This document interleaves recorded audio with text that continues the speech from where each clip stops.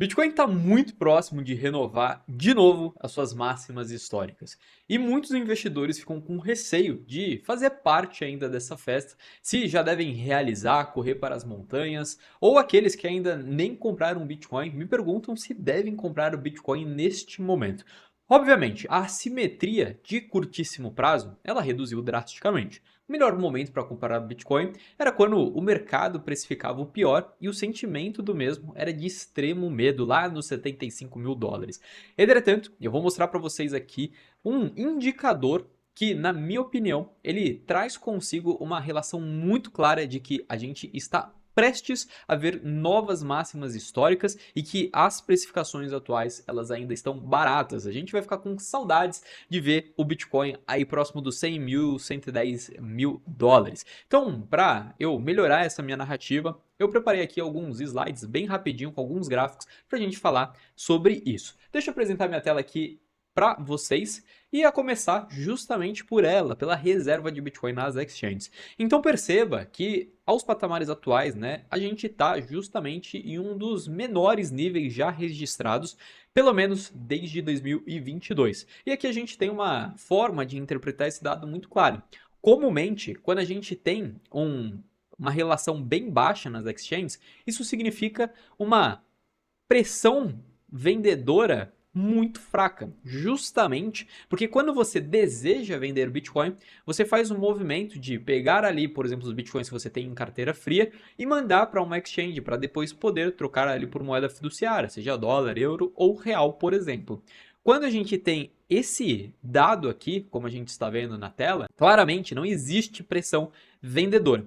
Outra forma também bem interessante da gente interpretar esse dado, que vai ficar mais claro quando a gente for seguindo aqui com a nossa apresentação, é justamente que não existe Bitcoin suficiente mais para arcar com toda a demanda que está por vir. Justamente porque depois de você ir às mineradoras comprar o Bitcoin, você vem às exchanges. E as exchanges a gente percebe que tem uma tendência clara de o teu estoque ali ir secando ao longo do tempo. Então, dito isso, vamos observar qual que está sendo a demanda do institucional para adquirir novos Bitcoins.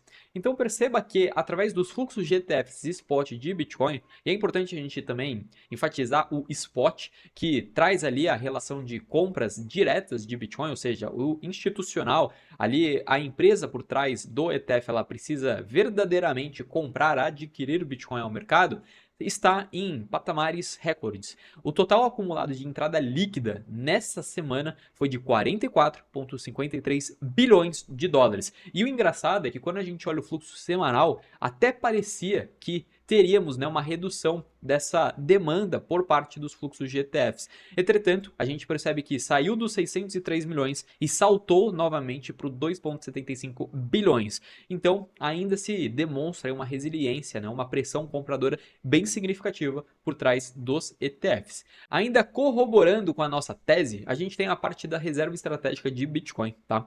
Então, já existem dois estados de maneira independente que passaram ali as legislações quanto a fazer reserva em caixa de Bitcoin nesses respectivos estados. É uma tendência, né? Começou pelo estado de New Hampshire e depois, logo em seguida, o estado do Arizona também já conseguiu a sua aprovação. E agora, o que tudo indica, estamos muito próximos de vermos o estado do Texas seguir pelo mesmo caminho. Ou seja, 3 estados de 50 estados norte-americanos. Mas o mais interessante, que na minha opinião pode começar a trazer uma pressão compradora que vai quebrar a relação, né, entre oferta e demanda, é justamente que o estado do Arizona e o estado do New Hampshire, perceba que male male tínhamos ali uma relação de quase 17 mil bitcoins, né, adquiridos pelos dois. Então Arizona iria adicionar 14,115 mil e New Hampshire 2.858. Já o estado do Texas, a gente está falando de uma relação de 216.333 bitcoins, ou seja, 3 estados seriam mais do que 1% da oferta total de Bitcoin na concepção de quantidade de Bitcoins existentes. A gente sabe que muitos Bitcoins foram perdidos até aqui, muitos Bitcoins estão nas mãos ali de baleias que não têm a premissa de vender agora, nem talvez no médio prazo, fora os bitcoins que também estão na mão do varejo, assim por diante. Então isso para mim vai trazer um choque entre oferta e demanda muito claro, tá? Seguindo adiante, a gente tem uma corrida institucional que a gente traz aqui até a mineração. Então, por exemplo, a forma mais direta de você comprar o Bitcoin é através dos mineradores. O negócio do minerador é minerar a blockchain do Bitcoin, os blocos do Bitcoin, e ser recompensado em Bitcoin por isso. Quando esses mineradores recebem essa recompensa, hoje na casa dos 3,125 mais o subsídio ali, as taxas coletadas, né? A gente tem justamente a receita do minerador. O minerador ele possui custos em dólar e, portanto, ele vende a maior parte desses bitcoins. Ele comumente vende para, por exemplo, alguns institucionais, algumas exchanges e assim por diante.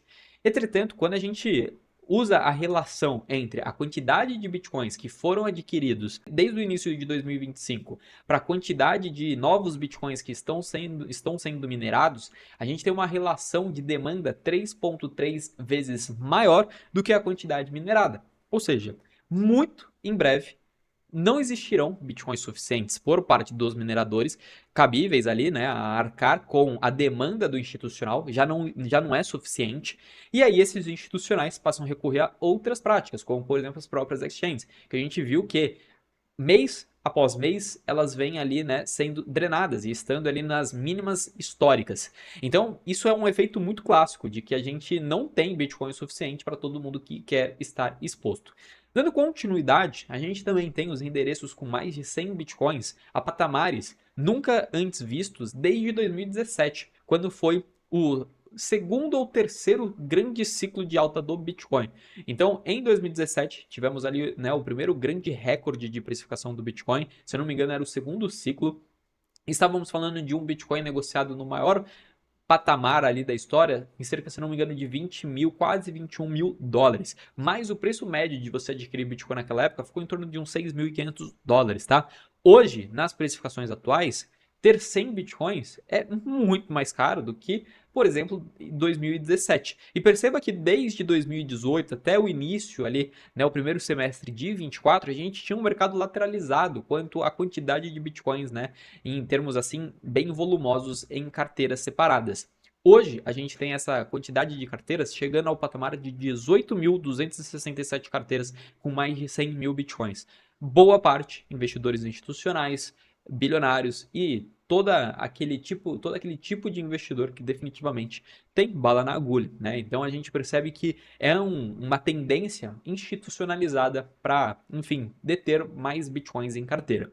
E aí a cereja do bolo aqui é justamente quando a gente traz o indicador Bitcoin Long Short Term Holder. O que isso significa? É um indicador que vai pegar a relação entre os investidores de longo prazo que estão segurando bitcoins há mais de 155 dias e os investidores de curto prazo que estão segurando Bitcoin menos de 155 dias.